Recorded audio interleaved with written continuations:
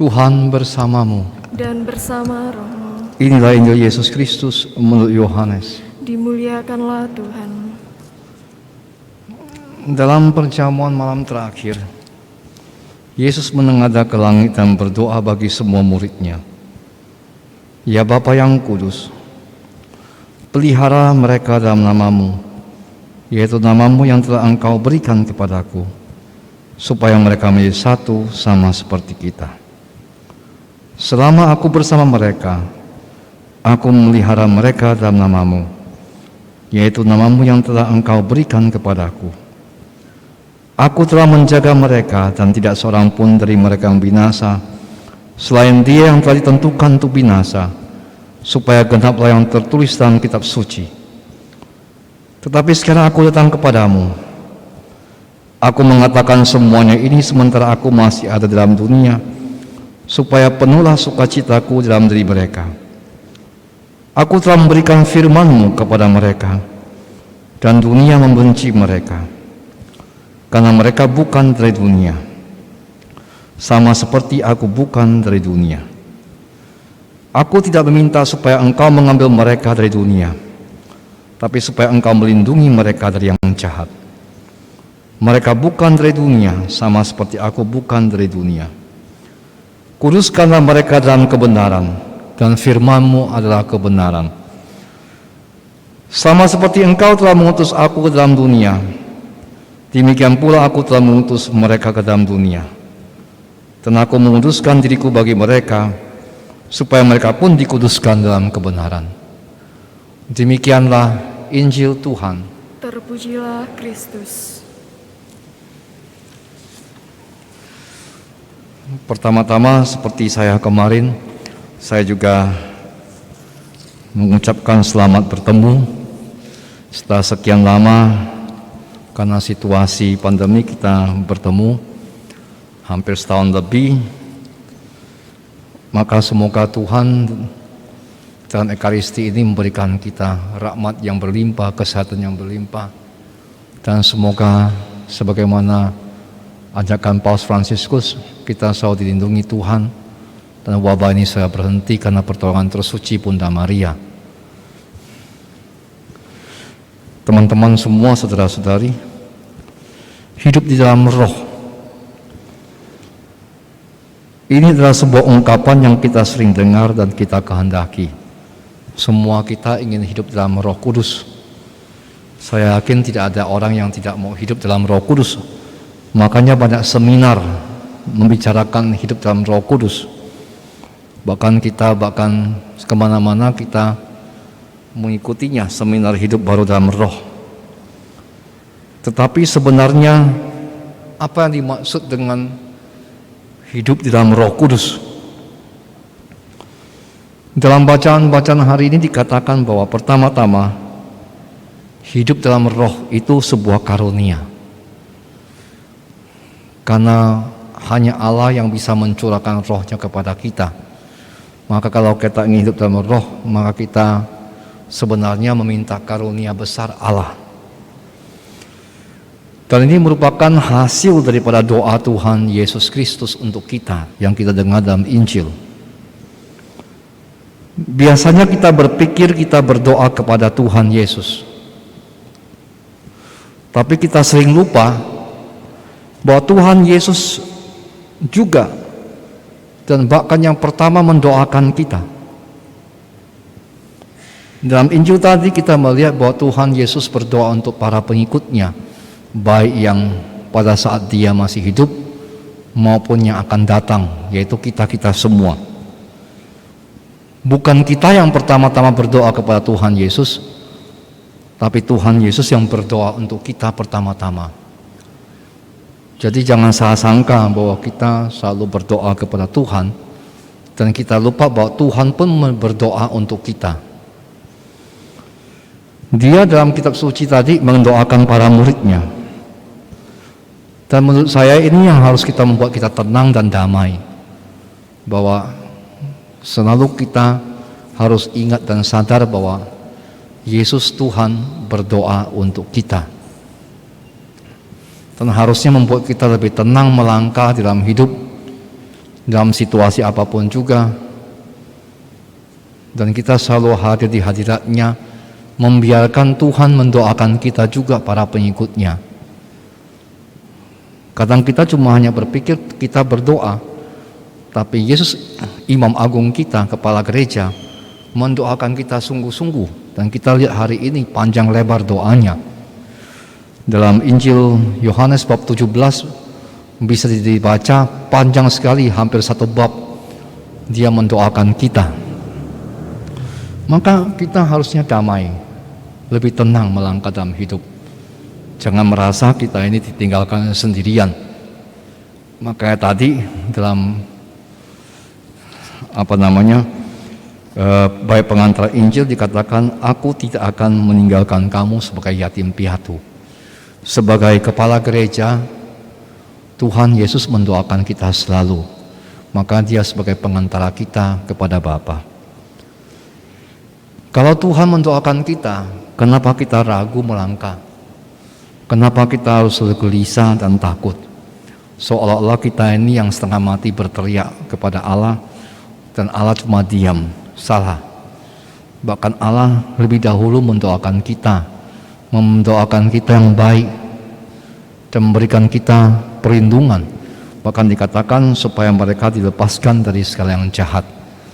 Jadi Yesus itu berdoa untuk kita. Kalau kita mengerti demikian, mungkin kita akan lebih tenang, lebih damai, dan selalu bisa datang pada Yesus, mengucapkan syukur, dan merasakan bahwa Dia mendoakan kita sebagai kepala gereja. Jangan sampai kita lupa itu. Hidup dalam roh juga adalah dibersihkan dan disucikan dalam kebenaran. Hidup dalam roh itu arti keduanya. Selain karunia Allah, hasil doa Yesus, dan Yesus selalu mendoakan kita sebagai kepala gereja, juga Dia mendoakan kita disucikan dalam kebenaran firman-Nya. Kalau mendengar kata kebenaran, yang tergambar kita adalah benar dan salah, adalah kebenaran fakta, matematika, 1 tambah 1 sama dengan 2. Namun itu bukannya dimasukkan Yesus. Dia mengerti kebenaran lebih dalam daripada hanya fakta dan matematika. Kebenaran yang sebenarnya adalah percaya kepada Tuhan Yesus diutus oleh Allah. Dan inilah hidup kekal. Dalam Yohanes 17 ayat 3 dikatakan, inilah hidup kekal itu, yaitu percaya kepada Yesus yang diutus. Ini kebenaran yang paling dalam yang ditawarkan Yesus, yang dimintakan Yesus. Itu sama saja dengan apa yang dikatakan dalam bacaan kedua, bahwa bagaimana kita hidup dalam kasih Allah dan benar-benar percaya kepada Yesus, pengantara kita dengan Allah. Bahwa dalam diri Yesus yang mengasihi kita, yang mendoakan kita, kita menemukan jalan dan kehidupan kekal. Itulah kebenaran, dan hanya Dialah yang bisa membersihkan kita dari kebenaran. Ketika Pilatus bertanya kepada Tuhan di depan pengadilan, sebenarnya Injil Yohanes, kalau masih ingat, ingin menyinggung kebutaan Pilatus. Kenapa? Karena Pilatus bertanya kepada Tuhan Yesus di pengadilan, apakah itu kebenaran? Itu kan pertanyaan Pilatus yang terkenal itu. Ketika dia diminta mengadili Tuhan Yesus, dia tanya, tolong katakan pada saya apa itu kebenaran. Sebenarnya penulis Injil Yohanes ingin mengatakan Pilatus ini buta. Bagaimana dia bisa bertanya apa itu kebenaran, sedangkan sang kebenaran berdiri tepat di depan matanya? Itu kan pertanyaan kepada Tuhan Yesus ketika Tuhan Yesus mengatakan, aku datang untuk memberi kesaksian kebenaran. Dan Pilatus bertanya, woi, apa itu kebenaran? Kan sebenarnya pertanyaan yang salah, menunjukkan bahwa kebutaan Pilatus. Kenapa? Karena kebenaran itu berada tepat di depan matanya. Masa dia nggak bisa lihat? Tapi itu yang terjadi, bahwa orang tidak bisa melihat kebenaran yang sungguh-sungguh tepat di depan matanya, yaitu adalah Tuhan sendiri dan bagaimana rahasia ilahi Tuhan diwahyukan kepada kita di dalam diri Yesus Kristus. Banyak kita bertanya apa itu kebenaran, apa yang benar dalam hidup, apa yang harus dilakukan dalam hidup. Padahal itu semua depan mata kita, yaitu jawabannya pada Yesus, dan semua diwahyukan oleh Yesus. Sehingga kita tidak perlu lagi mencari kebenaran yang kita kehendaki. Banyak orang gereja mencari kebenaran di luar gereja karena merasa tidak menemukannya. Padahal mungkin mereka harus ditanyakan kepada diri mereka sendiri, sejauh mana kamu mencari kebenaran? Karena kebenaran itu bisa seperti Pilatus yang melihat tapi tidak mau lihat. Pilatus tahu, dalam Injil Yohanes dikatakan dia tahu Tuhan tidak bersalah, tapi dia nggak berani berbuat apa-apa dan dia tidak berbuat apa-apa. Malah dia bertanya kepada Tuhan, apa itu kebenaran? Padahal di depan matanya dia melihat kebenaran. Sebenarnya bukan karena dia tidak melihat kebenaran, dia tidak berani mengakuinya dan tidak pernah berani hidup sesuai dengan apa yang dilihatnya. Itu sebabnya banyak orang mencari kebenaran di luar kebenaran sejati karena tidak berani. Saya mengalami beberapa teman, beberapa umat yang saya ketemu di Kalimantan yang semua keluarganya menjadi Katolik, tapi dia mengatakan, saya tiap hari ke gereja, pastor, tapi saya tidak mau dibaptis. Kenapa, saya tanya? Karena kalau saya dibaptis saya akan berubah. Banyak orang takut kebenaran mengubah dia, karena sungguh kebenaran kalau dihidupi akan mengubah kita banyak. Makanya kita tidak berani untuk menghidupinya. Kenapa? Karena tiba-tiba kita akan bangun pagi-pagi, orang akan berubah dan orang melihat kita berubah, bahkan mungkin mentertawakan kita, kok tiba-tiba berubah? Ada apa ini? Mungkin dicemooh, diolok-olok, disindir. Karena kebenaran yang dihidupi itu benar-benar mengubah orang. Itu sebabnya orang selalu pura-pura bertanya seperti Pilatus, apa itu kebenaran? Karena susah. Mengapa harus tanya benar dan salah? Karena kamu dan saya sudah tahu bahwa itu salah, itu benar. Masihkah harus bertanya hanya untuk membenarkan apa yang kita buat? Banyak orang bukan ingin mencari kebenaran, tetapi ingin membenarkan apa yang menurut dia benar. Dan itu yang menjadi masalah dengan Pilatus. Dia bukannya tidak tahu kebenaran, dia ingin membenarkan apa yang mau dia benarkan. Dan pada akhirnya adalah cuci tangan, seperti Pilatus. Masa kamu nggak tahu, kamu pulang malam dari rumah jam 12, jam 1, sehingga istrimu dengan anakmu tunggu kamu. Masa kamu tidak tahu bahwa di pagi-pagi kamu tidak mengurus keluargamu, tapi malah jalan-jalan dengan alasan pandemi, naik sepeda lah, olahraga lah, padahal sebelumnya nggak pernah olahraga. Akhirnya ketika keluargamu, anakmu ingin makan, kamu tidak di sana. Masa kamu tidak tahu bahwa itu salah? Itu kan tidak masuk akal. Masa kamu tidak tahu bahwa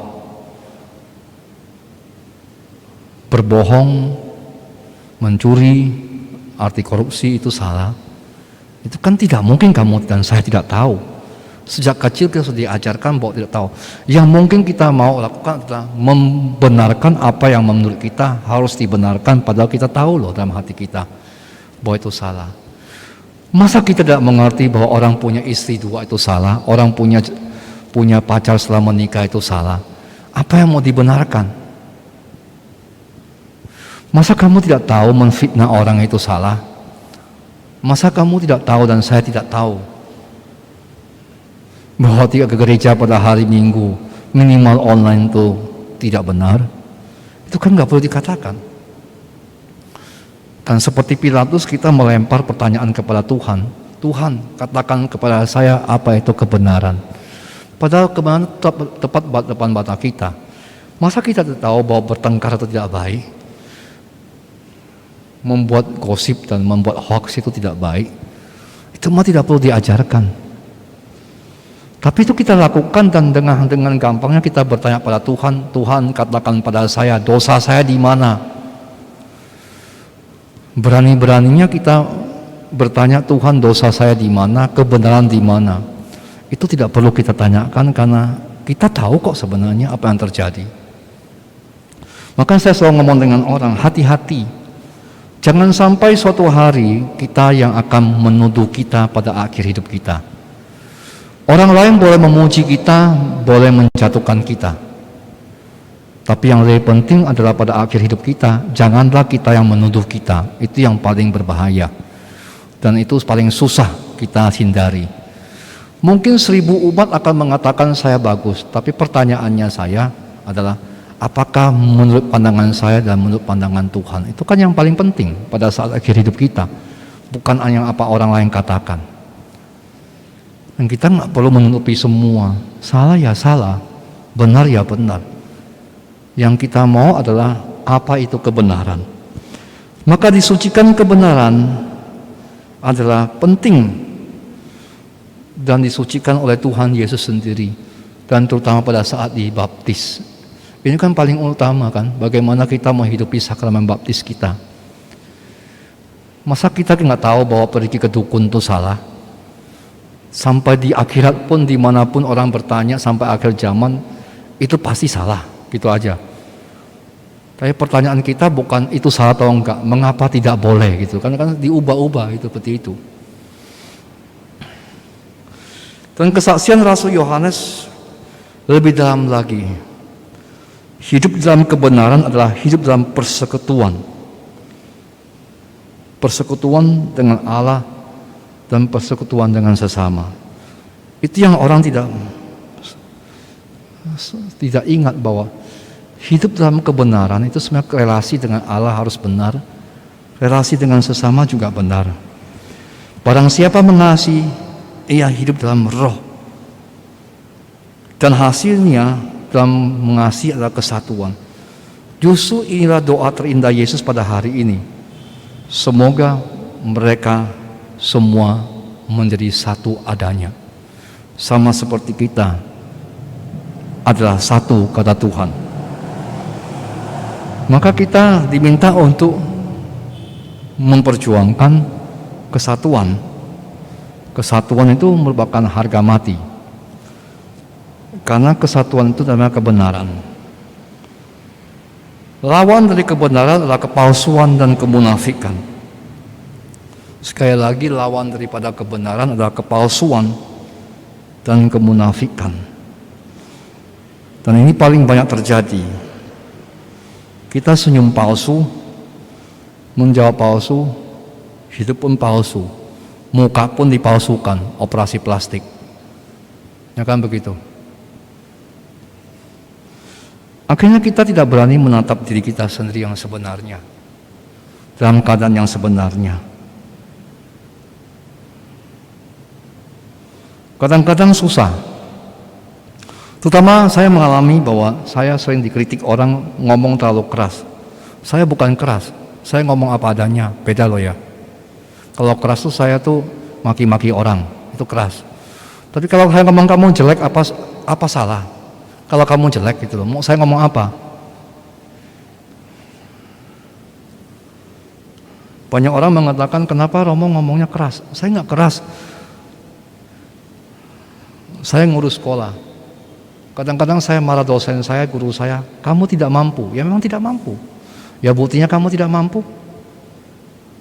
Apakah saya keras? Tidak. Harusnya ngomong gimana coba?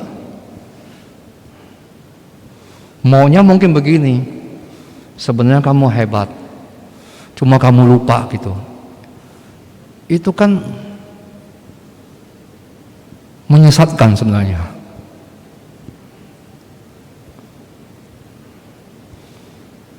Kalau misalnya kamu punya anak, kalau dia buat salah, kamu mau ngomong apa? Pasti kamu tegur lah. Dan teguran selalu tegas. Kalau keras lain lagi. Ya kan? Itu kan kenyataan yang sebenarnya. Makanya kepalsuan itu sesuatu yang menjadi lawan kebenaran, pada akhirnya dikaburkan. Ya kan? Dan kita nggak berkembang karena kita takut menghadapi diri sendiri. Seperti banyak orang mengatakan, Romo sudah rambutnya semakin tipis ya, sudah botak ya. Lalu saya mau jawab apa? Oh enggak, saya baru gunting rambut. Ya jelas saya botak kok, gimana cuma mau diomongin? Apakah menghina saya? Enggak. Apakah orang keras? Enggak, memang saya botak. Lah kamu juga kan botak pada waktu kamu tua toh. Kan nggak mungkin kita mau mempertahankan sesuatu yang tidak benar. Oh kamu gemuk sekarang, mau kamu ngomong saya apa? Kamu sehat? Kan orang mengatakan kamu kok tambah sehat ya, padahal maksudnya tambah gemuk gitu loh. Kalau saya ngomong gemuk, kamu marah. Kenapa? Saya nggak suka dibilang gemuk. Faktanya kamu gemuk, gitu aja. Ya kan? Masa kamu ke dokter ditanya sakitmu apa? Padahal kamu tahu sakit kepala. Enggak dok, sakitnya di perut. Kapan sembuhnya? Dan begitu. Makanya lawan daripada kebenaran kepalsuan dan kemunafikan. Depan beda, belakang beda, hidup kita semua dibuat potopeng semua. Orang yang suka berbohong itu adalah orang yang harus membuat cerita berbingkai. Dan saya selalu gambarkan orang main Lego ya. Ya Austin, main Lego ya, yang tarik itu semua runtuh itu loh. Ya Lego ya. Inilah Austin anak kecil. Anda terus siu. Ya kan kita disuruh susun nih, tarik itu loh. Ya kan? Salah tarik itu hancur semua, kan begitu. Nah orang berbohong itu membuat banyak sekali tinggi-tinggi bangunannya. Kalau sekali sesuatu terambil, semua kebohongan itu roboh. Kan begitu toh. Hidup itu seperti ini. Inti daripada kepalsuan dan kemunafikan sebagai lawan kebenaran adalah hati yang terbagi, atau hati yang tidak lurus atau tidak fokus sebenarnya.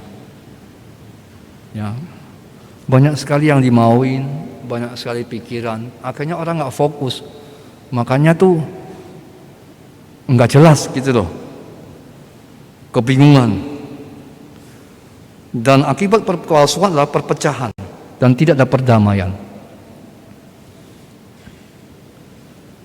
Ya kan, kalau selalu membuat cerita palsu, kan orang tidak damai. Kadang-kadang kan orang yang berbohong selalu berpikir orang tidak tahu dia berbohong. Itu masalahnya. Padahal orang tahu loh ya. Dan itu tidak menyenangkan. Kenapa? Karena dia selalu harus percaya orang lain tidak mengerti. Padahal orang lain mengerti. Kan seperti itu. Seperti seorang suami berbohong kepada istrinya. Masa kamu pikir suamimu tinggal dengan kamu 30 tahun gak tahu kamu hidupnya bagaimana? Kamu bangun pagi mau makan apa aja dia tahu kok. Masa tiba-tiba berubah suatu pola dia gak ngerti, gak bertanya? Kan seperti itu. Sebaliknya juga, bapak-bapak, ibu-ibu yang menjadi suami istri kan saling tahu setelah hidup 20 tahun. Gaya hidupnya bagaimana, semuanya bagaimana. Kan begitu. Jangan gitulah, kamu pasti tahu Romo Adrian suka makan apa. Pasti itu. Masa dia di pasar parokimu hampir 10 tahun kamu gak tahu dia suka makan apa? Teman-teman dekat saya tahu saya gak suka ikan. Karena bagi saya ikan itu amis. Mungkin bagi yang pertama ketemu baru bolehlah mengajak saya ke restoran seafood. Yang kenal baik saya gak akan pernah mengajak saya ke restoran seafood. Banyak orang mengatakan Romo di Pontianak tuh ada bubur ikan yang paling baik. Saya kasih tahu sama mereka, seumur hidup saya belum injak tempat itu. Kenapa? Mau masuk aja rasanya saya sudah memuntah. Kenapa? Amis.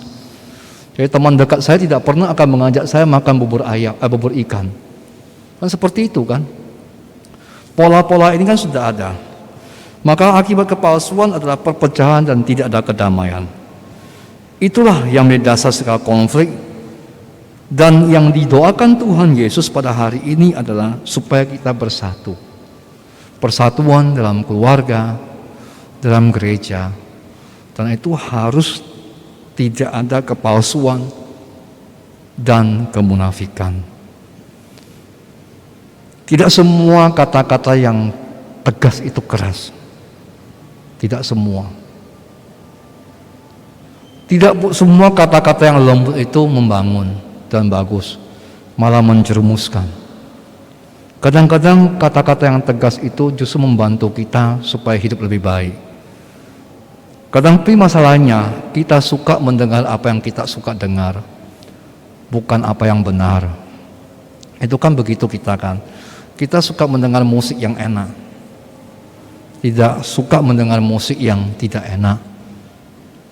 Maka mari kita mohon dalam novena hari kedua supaya kita ini hidup selalu dalam kebenaran dan tidak ada kepalsuan, dan pelan-pelan kita meninggalkan topeng kita, supaya jangan sampai malah keluarga kita pecah, komunitas kita pecah, pekerjaan kita berantakan. Dan akar dari semua kepalsuan adalah, sekali lagi, tidak fokus. Hati yang tidak fokus selalu terbagi dan banyak maunya. Mudah-mudahan kita mohon pada Roh Tuhan menyatukan kita supaya hati kita tak terbagi, undivided heart.